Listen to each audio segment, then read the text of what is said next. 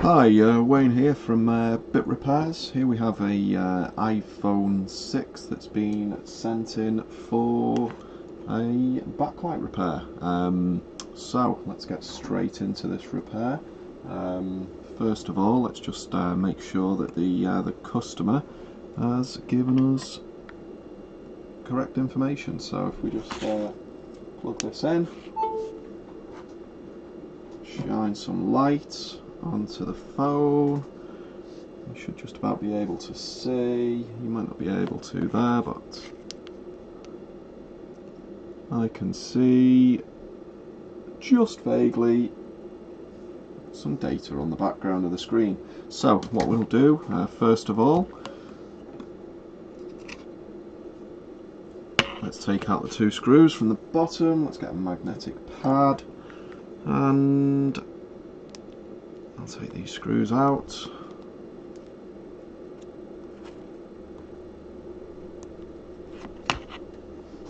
Might be easier to do this off camera.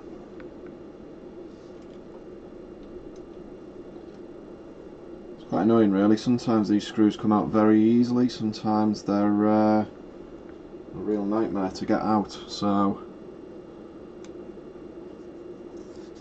here we are. Right, so here we have the phone. Let's open it up.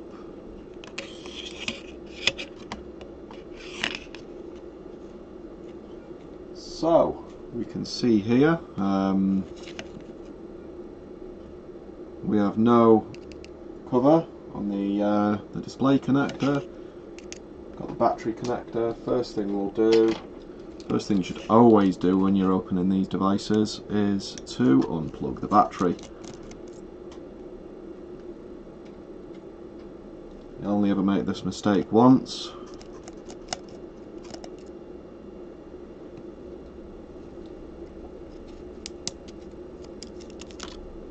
Okay, that's the battery isolated, so we'll just click off the display. Right, and we'll have a quick look now under the microscope and see what the damage is. There's a few different things that you can have on these that get damaged when the backlight blows. The most common is, if we have a look here, I'll just zoom in.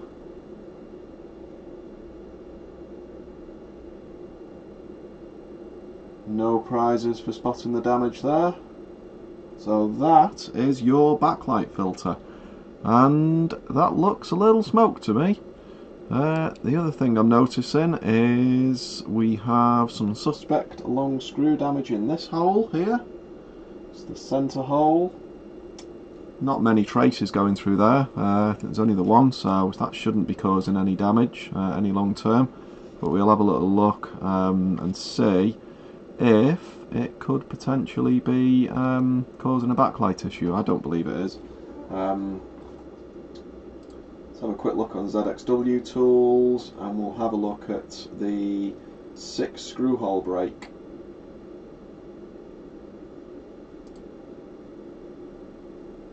Should really add ZXW tools to the video. I think I'll do that for the next one, and you'll be able to see what I'm looking at on ZXW then. There we go. So it's the yeah, that's the one. It's the PP1V8 line that's going through there. So we're getting display. So I don't believe we're going to be related to there. Let's just get some tweezers. We'll have a little look at that, see if it's loose. Right, I think we're going to have to use a little bit of heat here. So I'll get my hot air going.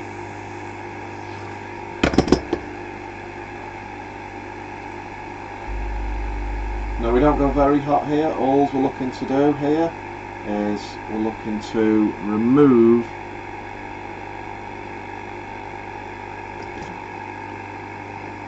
some of this gunk around the components. And you know, I'm not really sure if this is supposed to be waterproofing. If it is waterproofing, it's a very poor attempt at waterproofing. So you'll see there that component just literally lifting off the board. Now I'm not using a lot of heat here. I'm only using 100 degrees on my hot air gun, so it really is nothing for melting solder. This is purely just so that we can loosen up some of this stuff, this gunk. You can see that the pads are firmly in place. We don't need to worry about the pads coming off. So some of the time you can get the pad coming off if we drill down a little bit and find the pad underneath. So that can be a bit tricky. It's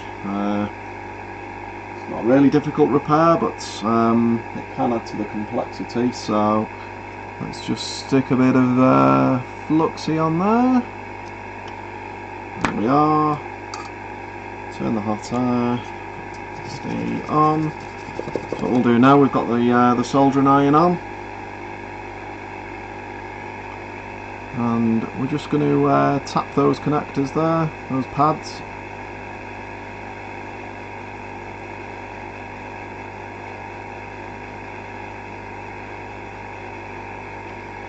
So we're looking for some puffy pillows there, as Jessa calls it.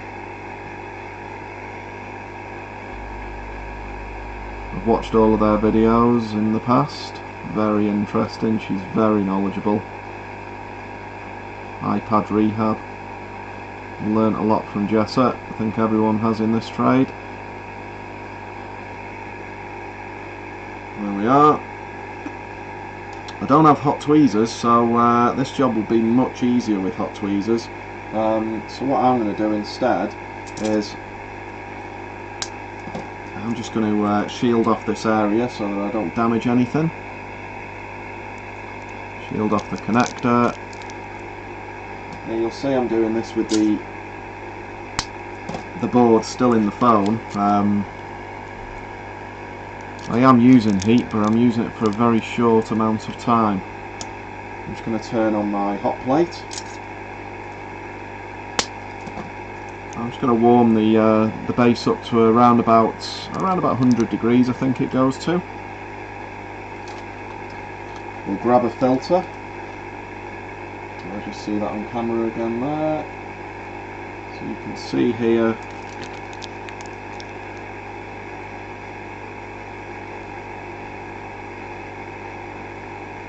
There we are.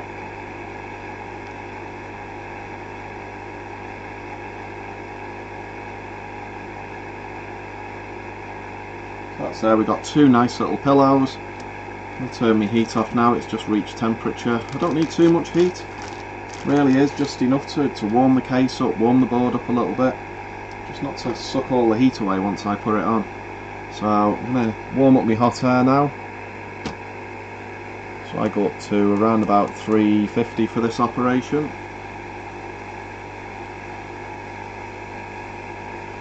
I'll get a replacement filter. Stick that there just on the battery. Get the tweezers, and we'll just stick that in place momentarily.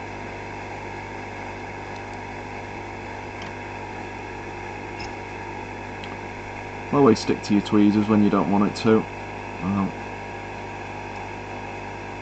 There we go. Got some hot air on the scene now.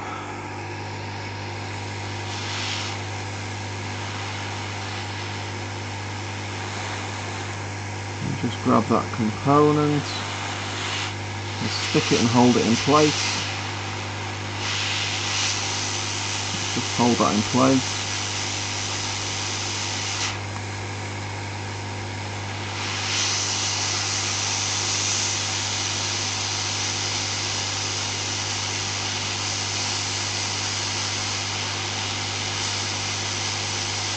You'll notice that they always find their own way, these components.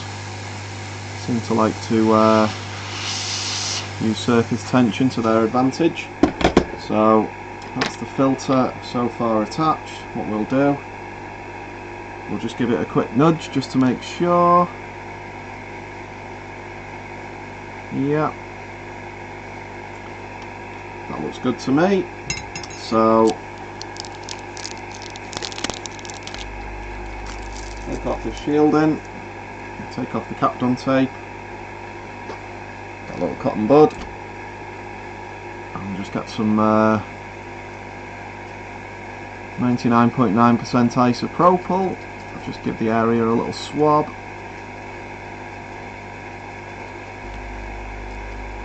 These really are the staple of my repairs. That these are something I do very regular, so by no means did it used to take this long to do a repair. When I first started doing it, I was looking at around about 20 minutes or so to 20 minutes to half an hour to do one repair, which, you're doing it as a business, isn't really that viable. We'll just give it a quick clean up around the area, make sure all the connectors are free of debris. Okay, we'll just turn off the hot air, turn off the soldering iron. We'll get the multimeter. I'm just going to put it in continuity mode. So all we're going to do now is black probe on ground. I'm just going to make sure we've not got a short to ground on this, which, you know, really I should have tested to begin with. So black probe on ground, just on one of the screw connectors, and then we're going to just test the backlight. So that's not shorting to ground, and then we'll just test here. And that filter is now connected. So should be good to go. The next thing we always check is, usually one of the reasons why the backlight blows in the first place is because someone has not put this little piece of tape in the right place.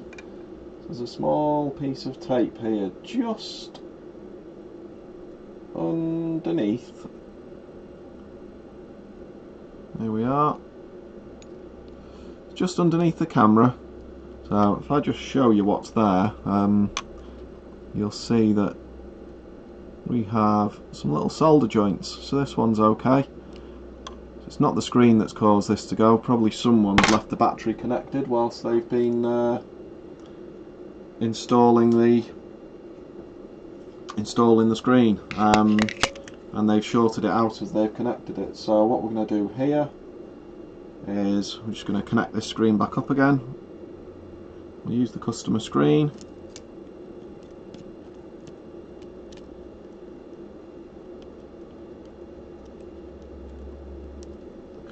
You know, it really isn't easy to connect these things when they're not in your usual position. I'm just going to take it out of the way here just to connect this up. So there we go. Much better. That's that one connected.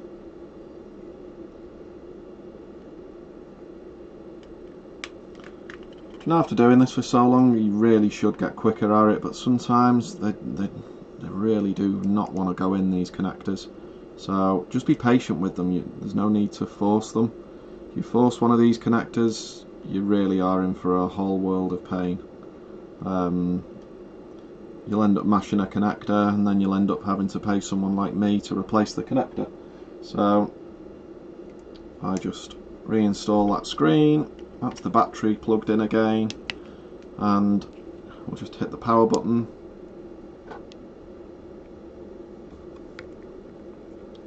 Don't know whether the battery's dead. Okay. I'll just prompt it to boot. So let's have a little look. Put it to one side there. You'll see we have Apple logo. There we are. That's a terrible angle to try and get Apple logo. I'm just going to take that away now, just in case there's customer images on here. No, there isn't at the moment. So there we are. We have one successfully repaired iPhone 6. You really can't see that, can you? No. Okay. Can't see the screen very well, but trust me, it is indeed. Repair we go. All sorted. 69%. Tuesday, the 12th of September at 11:11. There we are. So, thank you all for watching, and hope you all have successful repairs, as I've heard someone else say, and good luck if you've learnt anything from this video, which I truly hope you have. I know there's a load more on here with iPhone 6 backlight repair. This is the more simple backlight repair. You can get full rebuild you have to do, which you basically have to almost wipe everything out and then put it all back on again. But I'll show you one of those at some point when I get round to another video. I think the next video is probably going to be related to either touch or power ICs, so I'll show you how I repair those. I know everyone repairs things differently, so I'll just show you how I do them. Thanks very much for watching, and please subscribe, like, comment down below, and I'll catch you soon. Cheers.